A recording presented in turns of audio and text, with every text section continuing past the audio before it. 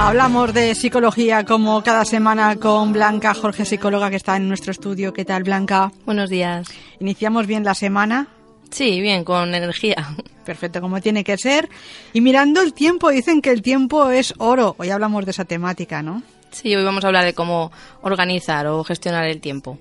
Porque a lo mejor no sabemos organizarlo, porque a lo mejor tenemos demasiado tiempo y no sabemos tampoco cómo gestionarlo. Es decir, es tan difícil gestionar mucho tiempo como poco tiempo, ¿no? Sí, hoy veremos eso en cada etapa, cómo lo gestionamos, tanto cuando tenemos tiempo de sobra, como por ejemplo pasa en la tercera edad, o cuando tenemos muchas tareas que hacer, como pasa con los niños, los adolescentes o los adultos, digamos.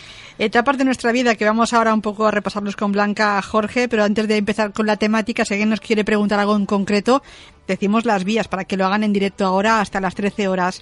El teléfono que pueden utilizar para entrar en directo es el 96-153-1634, nuestro WhatsApp 647-564-916 y nuestro email que es directe@radiomanises.es. Que nos pregunten, Blanca, si tienen alguna duda, sí, mejor que lo pregunten en directo. Y luego daremos su teléfono para que ya directamente a nivel personal contacten contigo sobre cualquier temática que les preocupe en el campo de la psicología. Vamos con los más pequeñitos para ver cómo gestionan ellos el tiempo. Sí, primero vamos a hablar de la infancia, ya que si cuando son pequeños inculcamos ese orden o esa disciplina específica en relación con el tiempo, será a medio y a largo plazo una gran ayuda para los niños que tengan, por ejemplo, problemas de atención, de planificación o a la hora de organizarse. Uh-huh.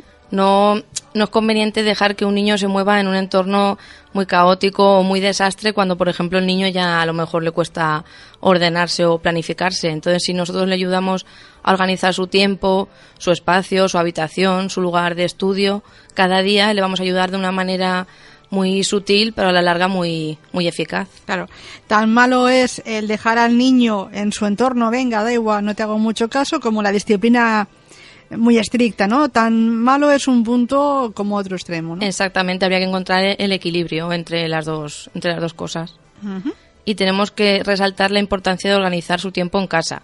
O sea, después del colegio, porque en el colegio ya lo dejamos para los profesores y para el colegio, ya se organizan allí, pero es muy importante que se organicen en casa. Si cada día aprenden eso, hacer los deberes a la hora que toca, estudiar, que cosas que veremos a continuación, cómo realizarlos, si le enseñamos a gestionar ese tiempo, podemos ayudarles nosotros mismos para que finalmente sea él quien aprenda a organizarse. Porque ese debe ser nuestro objetivo, el conseguir que ese niño o ese adolescente sea independiente en este aspecto. Uh-huh. Es decir, nosotros les inculcaremos esas pautas, pero a largo plazo serán ellos los que tengan que organizarse.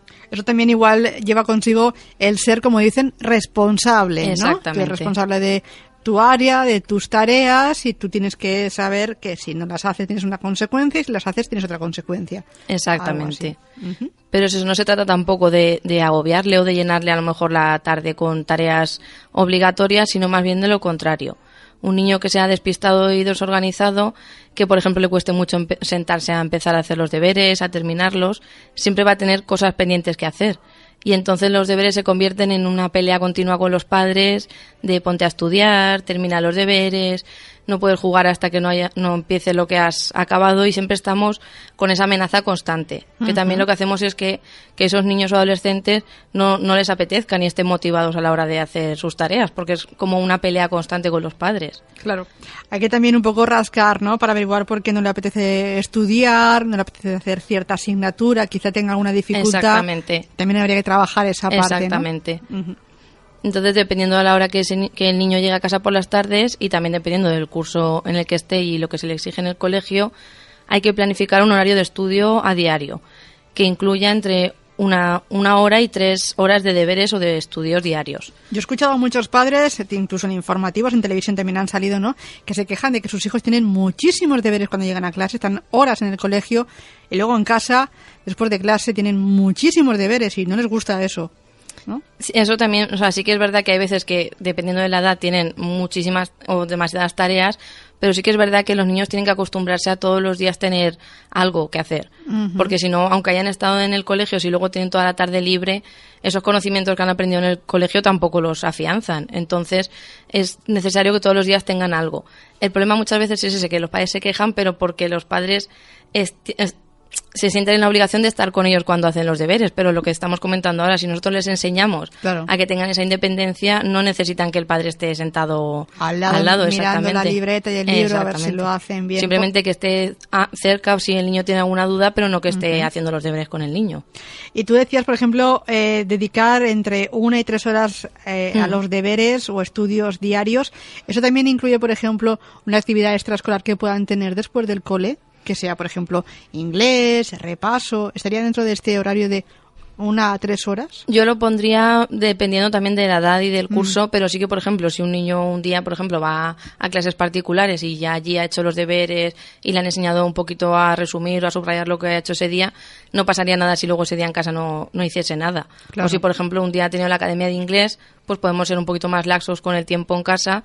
Pero por ejemplo, un niño que no tenga ninguna actividad extraescolar de inglés, ni academia, pues sí que es necesario que le dedique mínimo 1 hora, dependiendo también del curso, del momento también, porque por ejemplo ahora en septiembre, octubre siempre tienen menos carga que cuando luego se va acercando al final de la evaluación. Entonces, dependiendo del momento, pero siempre como mínimo 45 minutos como mínimo. ¿Y qué es lo más aconsejable? Cuando lleguen a casa, merendar, ver un poco la tele, hacer alguna actividad que les relaje y luego hacer los deberes, o merendar, porque yo a muchos nanos los veo merendar ya por la calle, que no llegan a casa a merendar. Yo sí que lo hacía, cuando era pequeña llegaba a casa, merendaba, pero ahora ya por la calle ya van merendando. Sí, ¿no? pero eso, por ejemplo, que merienden por la calle muchas veces es porque se les carga muchas veces con muchas actividades, porque sí que es verdad que hay niños a lo mejor que tienen ninguna o pocas actividades, pero hay niños que tienen muchas actividades extraescolares, más los deberes, más, y sí que es verdad que lo que tú dices, meriendan por la calle, porque nada más llegar a casa a lo mejor se cambian y se van a hacer una actividad. Entonces, yo creo que lo más recomendable es, una vez lleguen a casa, merendar,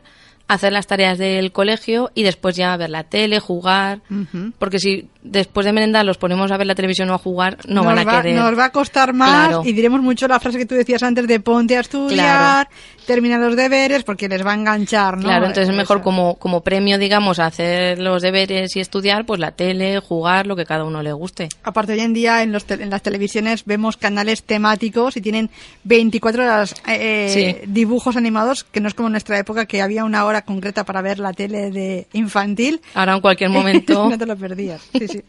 Es verdad, en cualquier momento tienen tiempo para ver algo de televisión que a ellos también les guste, que sería ya dentro de su tiempo de ocio, ¿no? Exactamente. Muy bien. Y lo que comentábamos del horario que pongamos o que apliquemos no tiene que ser algo impuesto por nosotros como una orden o como una obligación, sino que tiene que ser algo más que lo hayamos consensuado o que lo hayamos visto previamente con el niño. Es decir, lo mejor es pues una tarde sentarnos con el niño y hacer entre los dos un horario que más o menos nos acople a los dos y negociando esos tiempos de estudio. Y que también haya en ese horario tiempos de estudio, tiempos de descanso y tiempo de ocio. Y todo esto lo podemos, por ejemplo, si es un niño pequeño, lo podemos dejar reflejado en una cartulina y situar esa cartulina pues en su habitación para que cada día la pueda ver. Claro. Es como crear sus rutinas, ¿no? Exactamente. Su rutina en el cole, que sabes que a tal hora le toca X asignatura y luego llega a casa y tiene su tiempo para estudiar, su tiempo de ocio, y ahí entre los padres y el niño se va un poco completando, ¿no? Por eso, para que ellos tampoco lo vean como algo obligado o como algo negativo, sino pues como algo que encima ha pasado tiempo elaborando con sus padres, lo han hecho entre los 2 o los 3 y lo puede ver todos los días. Y una forma buena de conseguir que el niño se comprometa a cumplirlo es asegurarle que cuando tenga el tiempo dedicado al ocio no estará prohibido estudiar. Es decir, estudiará en el tiempo de estudio, pero cuando toque el tiempo de ocio es para disfrutar y para jugar. Y en ese momento no le regañaremos ni le perseguiremos diciéndole que tiene que estudiar o tiene que... ellos que entiendan, que aprendan a separar el estudio del ocio. Y eso también les va a motivar más a cumplirlo.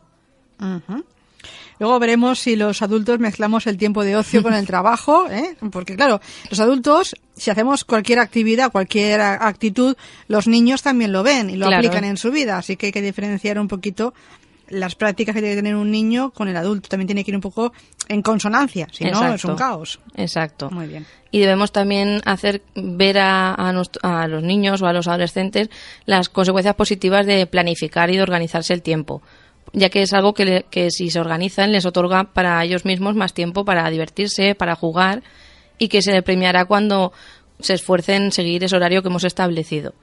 Y al principio es muy importante que nos esforcemos por eso, por reforzarles, es decir, porque ellos vean que estamos pendientes de ver que lo cumplen, que les valoramos, porque si les vamos reforzando, con el tiempo ellos mismos irán obteniendo y viendo que les lleva más tranquilidad, que al dejarse los deberes hechos cuando toca evitan broncas de los profesores, reniegos de los profesores, disfrutan del tiempo de juego, se olvidan de los agobios que muchas veces les pasa por la noche. ¡Ay, se me ha olvidado hacer algo! Claro. Entonces les tenemos que enseñar a ver eso, que si se organizan tiene consecuencias positivas, pero en primer lugar para ellos mismos. Claro, pueden dormir tranquilamente por la noche, al día siguiente van al cole con la tranquilidad que lo tienen todo hecho, no se les olvida nada, entonces uno ya afronta mejor el día, ¿no? De esa forma. Y lo que comentábamos antes, si vamos enfocando esto desde pequeños, cuando somos mayores ya lo tenemos interiorizado totalmente. Pero es desde pequeños cuando tenemos que empezar a hacerlo. Y luego ya ir aplicándolo en nuestras diferentes etapas de la vida. Exactamente. Qué guay los viernes, ¿no? Tienen un carácter especial en la semana, los viernes. Cuando llegan los viernes, ¿qué pasa, Blanca? Yo os quería comentar eso, que los viernes pueden ser una excepción. Por ejemplo, podemos decir el viernes por la tarde, que la mayoría de niños no tienen clase por la tarde, pues que pueden jugar, pueden salir con los amiguitos, pueden distraerse. Pero, por ejemplo, el sábado y el domingo, ya como también ahí hay más tiempo porque no tienen colegio, pues podemos a lo mejor recuperar ese tiempo que no han utilizado los viernes.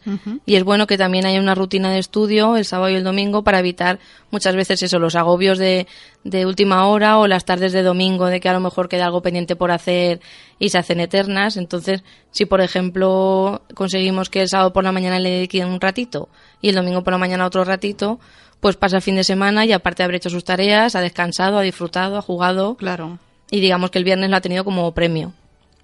Viernes tarde, por fin es viernes, hay que descansar un poco también para recargar un poco las pilas, ¿no? Y el fin de semana pues hacer un poquito de todo, estar en casa, salir de casa, bueno, que haya tiempo para todo también y para estudiar, que no se nos olvide. Exacto, y que es normal que el niño a lo mejor pues el sábado y el domingo quiera levantarse más tarde, pero que se levante más tarde no tiene por qué implicar que pierda la mañana entera. Si se plantea un horario que permita, pues eso, levantarse tarde pero también estudiar, y por la tarde aún tiene tiempo y queda el domingo. O sea que si lo manejamos bien podemos conseguir eso, que el fin de semana también haga algo del colegio, pero que también descanse y disfrute. Hablamos un poco de ese tiempo de estudio que le tienen que dedicar los más jóvenes de la casa a esa actividad. ¿Qué dirías tú que es lo recomendable para tampoco agobiarnos, ¿no? Para que tengamos siempre la mente fresca y podamos aprender y aplicar conocimientos. Sí, tenemos que tener claro que el tiempo de estudio no es, o sea, no mantenemos la atención constante mucho tiempo, es decir, no podemos estar una hora entera concentrados y atentos y estudiando. Entonces, en función de la del niño y de las dificultades que pueda tener cada niño, el tiempo de estudio ha de dividirse en espacios de unos 35 minutos como mínimo y como máximo de una hora o hora y media cuando ya son más mayores. Pero sí que es verdad que entre rato de estudio y rato de estudio tenemos que dejar un tiempo de descanso de unos 10-15 minutos. Es decir, por ejemplo, que estudien media hora o 35 o 40 minutos y que descansen 10 minutos y luego lo retomen. Pero no podemos pretender muchas veces eso, que estén una hora entera sin parar, sin hacer ningún descanso, porque nuestro cerebro no puede mantener tanto tiempo esa atención. Ese descanso que se aproveche pues para beber un poquito de agua, ir al baño, algo así, descansar un poquito, ¿no? Y picar algo, o si por ejemplo están sus padres en casa, hablar con ellos un poco. Claro. Pero por ejemplo evitar que se pongan a jugar con el ordenador o con los videojuegos, ya que estas actividades van a hacer que luego no quieran volver a retomar el estudio. Entonces que sea algo, pues eso, como un descanso breve de bebo agua, voy al baño, pico algo y luego continuar. Muy bien. Para también aprovechar el cambio de la asignatura, ¿no? Ya he hecho los deberes de mates, ahora paso a otra asignatura y aprovecho ese descanso. Exacto. ¿No? Para cambiar también de deberes de ese día. Más cositas, Blanca. Sí, lo que os quería comentar ahora también es que si nos tomamos en serio la hora de enseñar estas estrategias de organización o planificación a los niños, los adultos tenemos que hacer lo mismo y ponernos de la misma manera rutinaria y disciplinada que ellos. Es decir, tenemos que predicar con el ejemplo, ser conscientes de que los adultos somos muchas veces una fuente de inspiración para los niños y muchas veces imitan y observan lo que tienen a su alrededor, que es lo que en psicología llamamos aprendizaje vicario. Es decir, ellos van a hacer lo que hacemos nosotros. Entonces, si nosotros les estamos intentando inculcar que sean organizados, que se planifiquen, etcétera, pero nosotros en el día a día no lo llevamos a cabo, ellos van a ver que es contradictorio lo que les decimos con lo que hacemos y les va a costar más cumplirlo. Entonces, tenemos que ser un buen ejemplo para ellos. Aparte que para nosotros también en nuestro día a día nos vendrá bien esa organización, como veremos luego. Muy bien. Eso ya en la fase adulta, que también tenemos que hacer muchos deberes. Muy bien, pues ahí está ese objetivo, el de, bueno, tener un tiempo ahí que se pueda utilizar al máximo y que sea rentable, que no sea un tiempo dejado pasar. Exacto, pero lo que también tenemos que tener claro es que este objetivo tiene que ser para largo plazo y que se construye lentamente. Es decir, no debemos pretender ver resultados en pocos días. Por ejemplo, empezar con un niño un lunes a organizarse, a aprender esta planificación y pretender que el miércoles o el jueves ya lo haya interiorizado y lo haga sin rechistar. Nos va a costar un poquito más, nos va a costar más constancia y más tiempo. Pero al final valdrá la pena porque cuando haya adquirido esas herramientas, cuando ya sea adolescente o sea adulto, las tendrá interiorizadas y aunque al principio nos habrá costado, luego ya no se le hará cuesta arriba organizarse ni fijar objetivos porque ya habrá aprendido. Claro. Pero tenemos que tener paciencia. Por eso es importante siempre la vuelta al cole, ¿no? Que ya ahí tenemos un curso nuevo por delante, Exacto. Nuevo material escolar, nuevos horarios, venimos del verano. Ahí sí que es un buen momento para hacer esos cambios progresivos y que pasados ya 2 meses veamos un poco los resultados, ¿no? Claro, si por ejemplo empezamos pues eso a mediados de septiembre, que es cuando suelen empezar el curso, pues luego ya en octubre, finales de octubre, podemos empezar a ver los resultados, porque aparte también tienen poca carga lectiva, porque aún no tienen casi exámenes, entonces es un buen momento para aprovechar estas fechas para que ellos empiecen a aprender estas cosas. Muy bien. Vamos a recordar un poco las recompensas que tienen los niños cuando pues organizan bien su tiempo. Pues las recompensas serían que les proporciona seguridad el tener las cosas acabadas y bien hechas. También les reduce la tensión de tener cosas pendientes, porque una vez ya tienen la tarea hecha es como que descansan más ellos, porque aunque parece que los niños no tienen ansiedad o no se ponen nerviosos, lo manifiestan de otra manera, pero sí que se ponen nerviosos y si ven cosas inacabadas no les ayuda. Y también les libera de la sensación de que le falten horas al día y de hacerlo todo en el último momento, porque si se planifican, pues ya no tendrán las prisas del último momento, de que no lleguen a tiempo, etcétera. Claro. O sea, son beneficios todo. Eso que se dice, que aunque se utilice mal, se dice que los niños también se estresan, ¿no? Es. De alguna forma hay una especie de estrés, de nerviosismo ahí que aparece en nuestro día a día y que no es aconsejable. Exacto, si les enseñamos todas estas técnicas, no se estresarán porque tendrán las cosas hechas a tiempo y aún les quedará tiempo para distraerse, para jugar, etcétera. Uh-huh. Muy bien, cada edad tiene un poco su dificultad a la hora de gestionar el tiempo, ¿no? Sí, según las edades, por ejemplo, cuando hablamos de los niños en infantil, como aún no están familiarizados con el concepto del espacio o el tiempo, para poder empezar a dirigirles en la gestión del tiempo podemos utilizar, por ejemplo, un reloj de arena o uno que tenga una alarma. Entonces podemos, por ejemplo, encargarle tareas breves en casa, como recoger los juguetes o como que te ayuda a poner la mesa, y mientras cumplen ese encargo, que ellos vean y vayan viendo cómo pasa el tiempo, por ejemplo, o que suena la alarma. Entonces, más o menos, ellos empiezan así a familiarizarse con el tiempo, ya que aún no tienen interiorizado ese concepto. Pero, por ejemplo, luego cuando tenemos niños de educación primaria, con ellos ya sí que podemos hablar del tiempo, de la importancia y de gestionarlo bien. Alrededor, por ejemplo, de los 8 años, ellos ya pueden empezar a hacer un buen uso del tiempo y ya más o menos tienen claro ese concepto. Y si, por ejemplo, luego hablamos de la adolescencia, que son ya los más mayores, hay que advertirles de las consecuencias negativas que tendría, por ejemplo, el no aprovechar el tiempo, el pasarse el rato distraído, el estar viendo la tele sin hacer nada más provechoso. Ahí le podemos decir que eso tendrá consecuencias negativas, como a lo mejor notas malas en el colegio, luego ir con prisas, castigos, etcétera. Entonces hay que enseñarles a administrar ese tiempo y que sepan que también tienen tiempo para estar con sus amigos o viendo la televisión o estando en internet, pero una vez a lo mejor hemos cumplido esas obligaciones. Claro. Siempre se dice que hay tiempo para todo, así Exacto. que hay que organizarse para aprovecharlo al máximo. El otro día oía un monólogo de Luis Piedrahita que decía eso, ¿no? Cuando somos pequeños el tiempo pasa tan lento, pasa muy lento, y cuando somos mayores pasa muy rápido, ¿no? Eso también, el concepto de tiempo, cuando claro, porque según qué edad pasa de una forma u otra. Exactamente. Según en la edad en la que estemos, las tareas que tengamos que hacer y cómo lo gestionemos, pasan muy deprisa o pasan muy lento. Muy bien. Pues hay que manejar esta herramienta, la del tiempo. Sí, porque es eso, es una herramienta, o sea, la gestión del tiempo es una herramienta que pocos niños manejan, la verdad, porque no se les enseña, pero sí que es verdad que a todos se les exige. Y tener carencias a este nivel se traduce, pues eso, en malos resultados en el colegio, en desmotivación, en pérdida de interés por lo que está relacionado con la escuela. Y es muy peligroso, sobre todo en la edad en la que se están formando y aprendiendo cosas fundamentales que luego serán importantes cuando sean adultos. Entonces es una herramienta muy importante que adquieran. Esto es como que ya empezamos mal. Exacto. Empezamos mal y luego retomarlo es diferente, así que desde el principio hay que empezar bien. Exacto. A gestionar el tiempo porque tendrá luego mejores resultados. Pasamos, si te parece, ya a hablar un poco de esa edad adulta en la que estamos ya tú y yo, ya estamos en la etapa adulta, para identificarnos un poquito. Sí, ahora vamos a hablar de la etapa adulta, porque si cuando estamos creciendo hemos aprendido, ya lo tendremos adquirido, pero si no, no pasa nada porque aún estamos a tiempo de aprender. Y sí que es verdad que continuamente tenemos esa sensación de que trabajamos mucho y no llegamos, de que no vemos lo suficiente a la familia, de que a lo mejor no acabamos de leer un libro que tenemos pendiente, de quedar con amigos, es decir, la sensación de no tener tiempo para hacerlo todo y de no saber muchas veces cómo poner solución. Pues hoy vamos a ver una serie de consejos o de pautas para aprender a gestionar bien este tiempo. Antes de daros estos consejos, tenemos que tener dos cosas claras. Primero, que el día tiene 24 horas y la semana tiene 7 días. Eso lo tenemos grabado a fuego, ¿eh? Esto parece muy obvio, pero muchas veces nos olvidamos. Y queremos hacer tantas cosas que muchas veces nos faltan horas en el día o faltan días de la semana. Pero lo principal es eso, asumir que el día tiene las horas que tiene y la semana los días que tiene. Y que lo que tenemos que hacer es gestionar ese tiempo adecuadamente, no muchas veces buscar más tiempo porque no hay. Exactamente. Es que no hay. Y tenemos que cambiar nuestra perspectiva del tiempo y pensar que el tiempo es un aliado y no un enemigo contra el que luchar.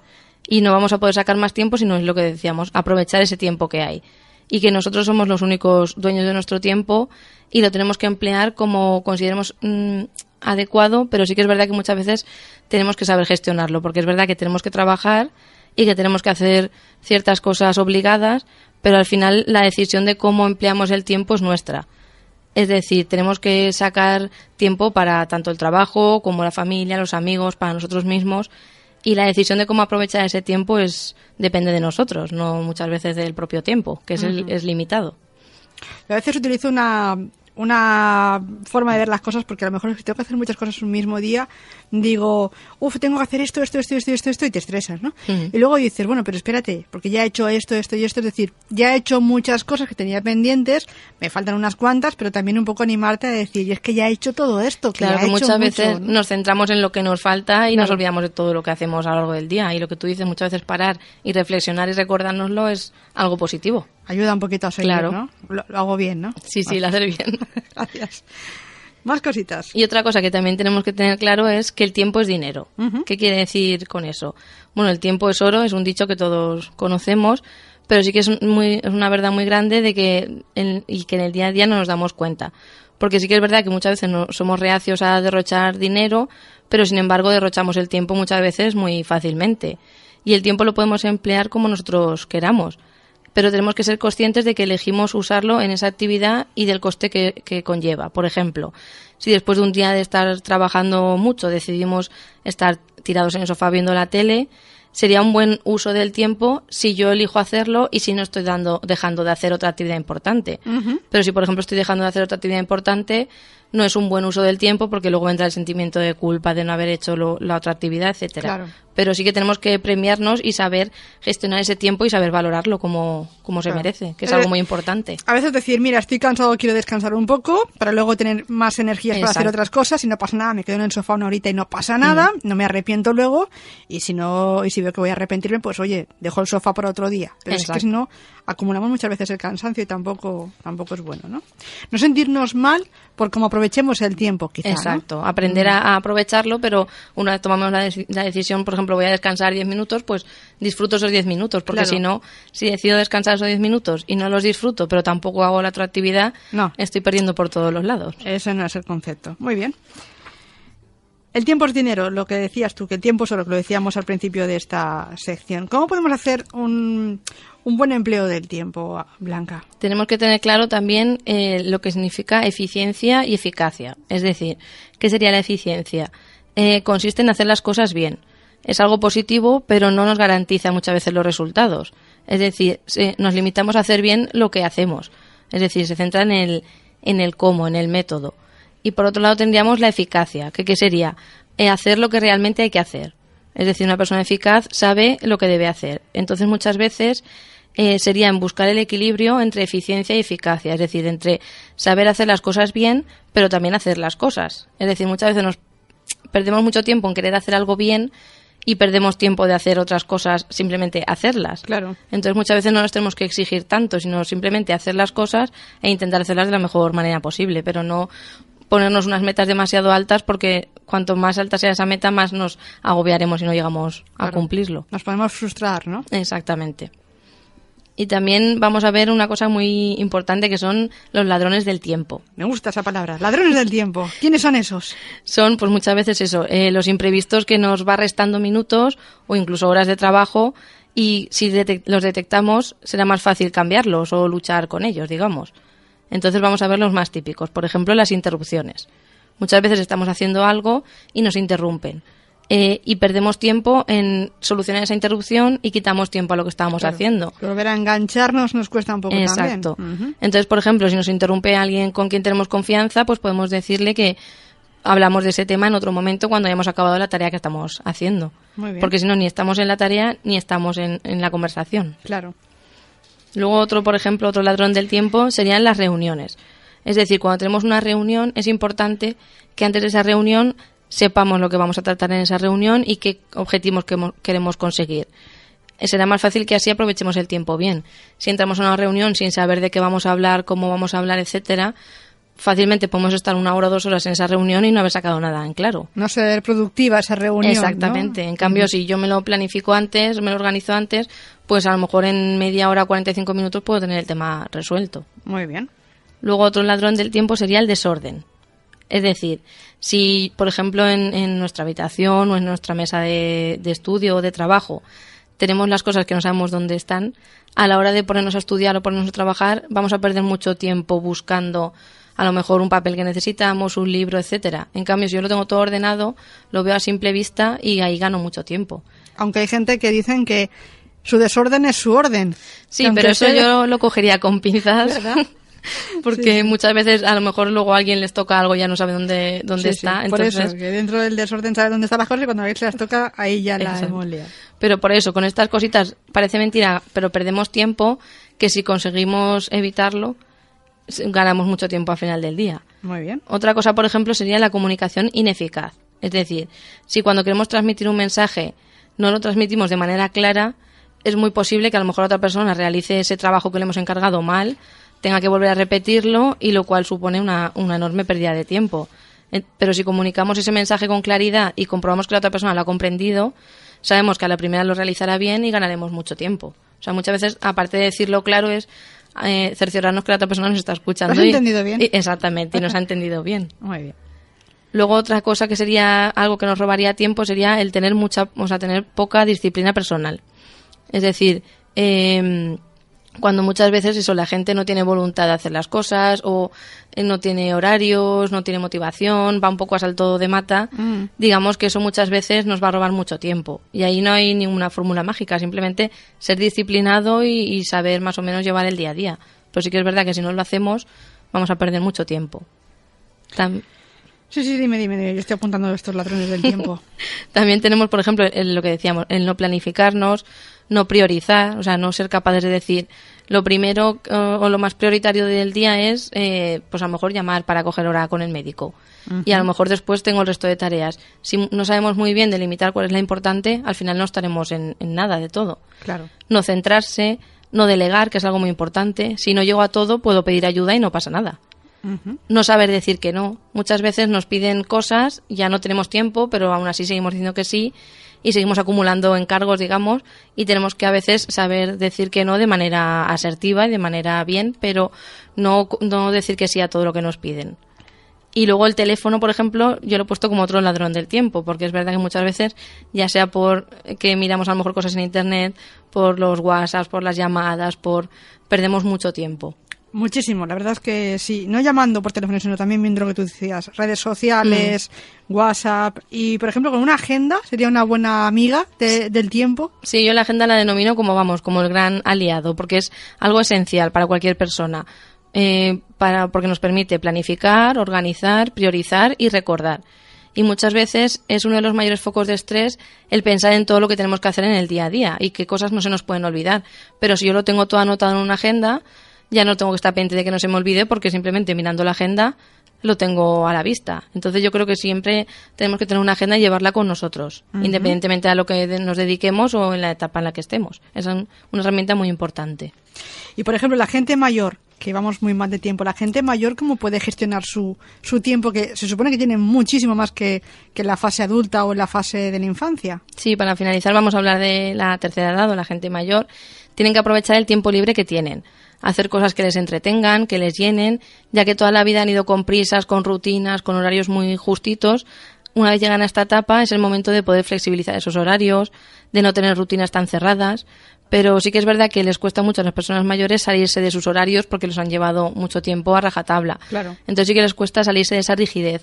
Pero sí que es recomendable que hagan actividades que les guste o que les llenen o les entretengan, pues eso, con los amigos o ellos mismos, pero que no sea todo las cosas de la casa o de los nietos, sino cosas que les llenen a ellos mismos porque ya han trabajado lo suficiente a lo largo de su vida.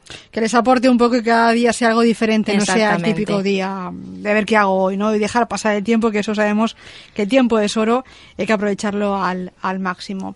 Hablando de tiempo, la semana próxima te damos un poquito de vacaciones, descansarás porque es un día festivo, es el 9 de octubre, pero tenemos contigo cita en breve para hablar cada lunes de un poco la psicología.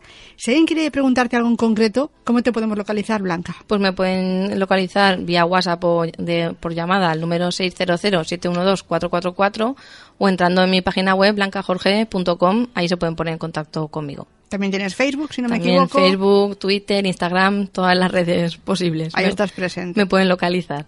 Tienes tiempo, para gestionarlas, seguro que sí. Me organizo bien. Gracias, Blanca, y hasta dentro de 15 días.